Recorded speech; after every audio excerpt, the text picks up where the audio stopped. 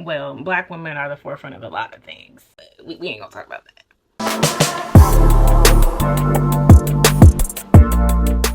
Hey Glamazons, welcome to my channel, or welcome back to my channel. My name is Taryn, aka Glamazon with 3 Z's. And as you can see from the title of this video, it is a little bit of a different direction from what I usually do, fashion, beauty, etc., things like that.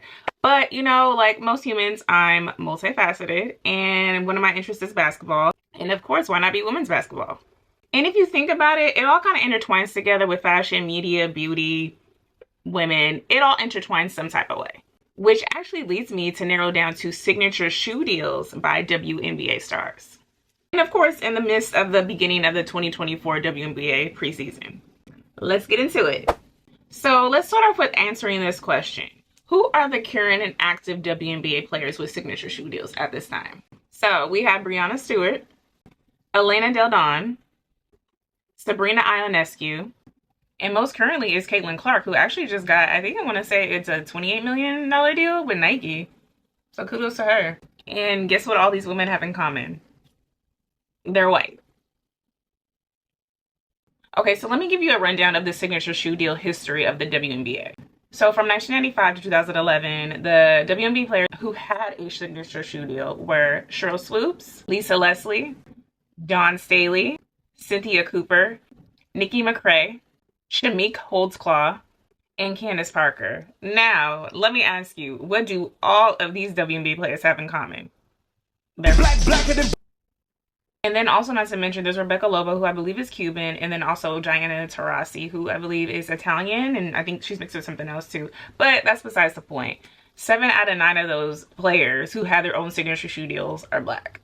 So, quick thing I want to say is when I was actually filming this video, which was like 2 days ago, I was originally going to say that it's crazy that the last black WNBA player who had a signature shoe deal was in 2011. Like, that's damn near 15 years ago. But most recently, I want to say it was between today or yesterday, Angel Reese, she plays for the Chicago Sky, and she just got signed a signature deal with Reebok. So that's great. But still, it's been a while. It's been a minute. It's been a minute. So what I'm basically saying is there's room for more black women to have signature shoe deals. There's so much talent already in the WNBA. There's Jewel Lloyd. There's also A'ja Wilson. She actually plays for the Las Vegas Aces, and she's been in the league for like 5 years, but yet she doesn't have a signature shoe deal. And you know, I'm not like talking about like some colorway or something like that, because I think she had like some colorway deal with Nike, and I'm not talking about a colorway. Like I said, I'm not talking about that. I'm talking about an actual shoe, like a shoe that she helped design and put together to actually be put on the consumer's feet. You know, Nike is, you know, really eager and was really fast to give Caitlin Clark a deal, like pretty much, I want to say it was like probably before she even got drafted. And nothing's wrong with that, because Caitlin Clark, she's an amazing player. She's very talented, and she has a huge fan base, and plus she'll bring the people. So that's basically, you know, that's marketing for WNBA. Like, that's great. She's a talented player. But I'm just kind of like, what about the people who have already been in the league? What about the people who have already put in their time and showed their skill and also been in those headlines, you know, to be MVP, 2-time MVP, and I'm specifically talking about A'ja Wilson. But, you know, just like those black women who have already been there. It's just like, you know, when are we going to recognize those black women who are already in the league? You know, and I remember there was a saying that I saw, I forgot where I saw it, but it went along the lines of stardom drives something, but that something drives stardom. And I feel like that applies to this. Like, stardom drives shoe deals, but also at the same time, shoe deals drive stardom. But it's like, okay, well, you know, what about those people who are already talented and, you know, who don't get recognized as much? And what about giving them a shoe deal? That drives stardom too. That drives stardom to themselves, to the WNBA, and to also that brand line or that shoe brand. But basically, my whole point of this video is representation matters, especially in women's sports, ethically and economically. You know, wouldn't you say that's the reason why the WNBA was formed, to give opportunities to women who love the game of basketball just as much as a man does? You know, from all different backgrounds, all different ethnicities, all different ways and paths of life.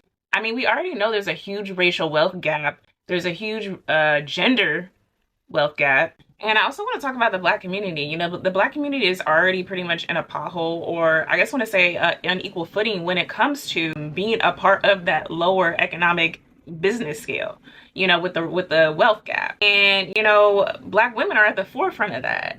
Well, Black women are the forefront of a lot of things, including the WNBA, but we ain't gonna talk about that. All I'm saying is Black women deserve better. If she's out there talented just as much as someone else, give her her flowers. Give her her signature shoe deal. That's all I'm saying. There's plenty of other women, Black women, who deserve their flowers, who deserve their signature shoe deals. I love that these shoe brands represented these women those previous 16 years, but how the do we not have any recent Black women in the WNBA league with signature shoe deals? And like I said, not just some colorway, but an actual signature shoe deal. Like I said, I'm happy to see that Angela Reese is actually signing a signature shoe deal with Reebok recently. I love that for her. She's an amazing player, but we just need more of it. We need more representation, not just for the WNBA, but Black women in the WNBA. Of course, we need more representation in marketing for the WNBA, but we also need more representation for these Black women who are in the WNBA and who have put in the work and who are basically pretty much the face of the WNBA. As a matter of fact, you know what? I want to look up what percentage of the WNBA is Black. Okay, so there's actually 3 different articles here. One says in 2023, over 60% of players in the WNBA were Black. This other one says players of color make up 81.1% of the WNBA and 70.3% are Black. And this other one says Black athletes in the WNBA increased to 74.5% from 1 year ago. And that was actually in 2021. So my point is basically, and that's not even just to mention head coaches too. Head coaches who either were in the WNBA at some point or they played like a professional league somewhere overseas or wherever else. So just to recap, there are only 4 WNBA players, well technically 5 now because of Angel Reese, but technically there are only 4 non-Black WNBA players with signature shoe deals right now. And the last Black WNBA player was like nearly 15 years ago until like now. So basically all I'm saying is representation matters. Give those Black women their flowers. They deserve it. Give them their coins. Shoe brands, just do better. Just do better. All right, Glamazons, let me know in the comments if you agree, disagree, or have any comments on the subject. Don't forget to like or subscribe. And you can also follow me on TikTok or Instagram at Glamazon with 3 Z's. And I'll see you next time. Bye.